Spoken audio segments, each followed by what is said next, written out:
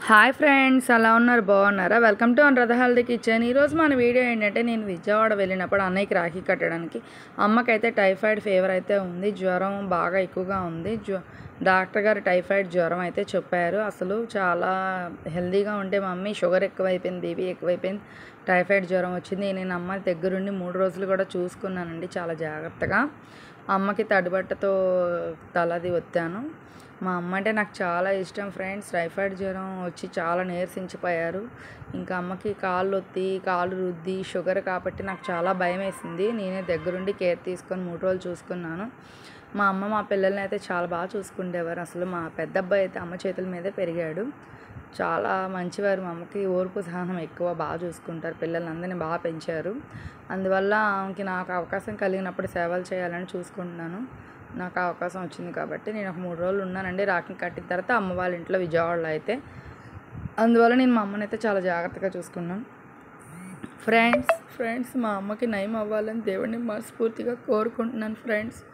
మా అమ్మకి జ్వరం తగ్గిపోవాలి త్వరలోనే, షుగర్ కూడా కంట్రోల్ అవ్వాలి. మీరు కూడా దేవుడిని కొంచెం కోరుకోండి ఫ్రెండ్స్. టైఫాయిడ్ జ్వరం తగ్గి అమ్మ బాగుండాలని. నాకు మా అమ్మ అంటే చాలా ఇష్టం ఫ్రెండ్స్. అమ్మ తర్వాత ఏదైనా సరే అమ్మ నాకు అసలు చాలా ఇంపార్టెంట్ ఫ్రెండ్స్ లైఫ్లో. అమ్మ లేకపోతే నాకు ఏది లేదు ఫ్రెండ్స్. నేను వేస్ట్ అని అనుకుంటున్నాను.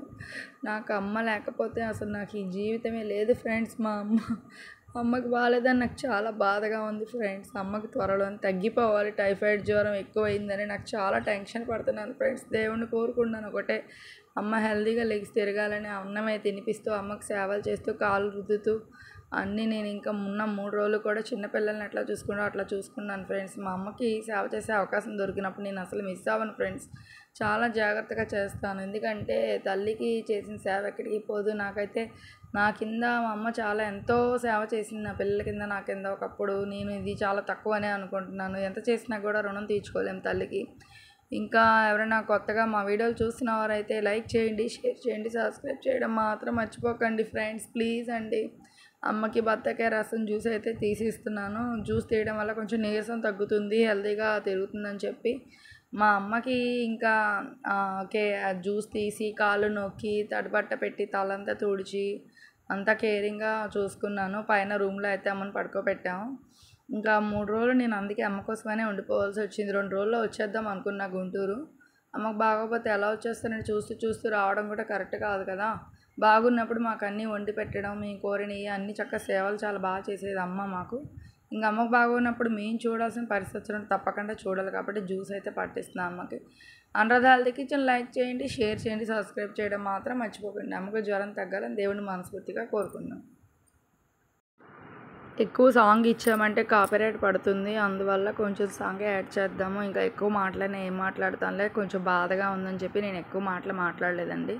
కొంచెం మాట్లాడాను. ఎక్కువ మాటలనే ఏం మాట్లాడతాం, విసుగ్గా ఉంటుంది కదా. కొంచెం సాంగ్ యాడ్ చేద్దాంలే కొంచెం. అందువల్ల కాపీరైట్ వస్తుందని చెప్పి నేను ఎక్కువ సాంగ్ కూడా యాడ్ చేయలేకపోయాను. ప్రతి దానికి కాపీరైట్ ఇస్తున్నాడండి. ఏ సాంగ్ వాడినా కూడా షార్ట్లోనే వాడొచ్చని నాకు మొన్నే తెలిసింది. కొన్ని నాకు తెలియవు. ఆ శుక్రవారం అనేది వీడియోలో వస్తుంది. దాని గురించి అయితే ఏమనుకోకండి ఫ్రెండ్స్. ఎందుకంటే వీడియో తీసేటప్పుడు అమ్మాయికి తెలియక శుక్రవారం అనేది తీయకుండా తీసేసింది. నాకు అది ఎలా డిలీట్ చేయాలో అర్థం కాలేదు. ఎడిటింగ్లో చాలా ట్రై చేశాను. అసలు అర్థమైతే కాలేదు, ఎలా తీయాలో తెలియలేదు. అందువల్ల అది ఉంచేసాను. అది వస్తుందని మాత్రం ఏమనుకోకండి. వీడియోలో శుక్రవారం డేటు అది స్నాప్లో తీయడం వల్ల వచ్చింది. అట్లా తీయడం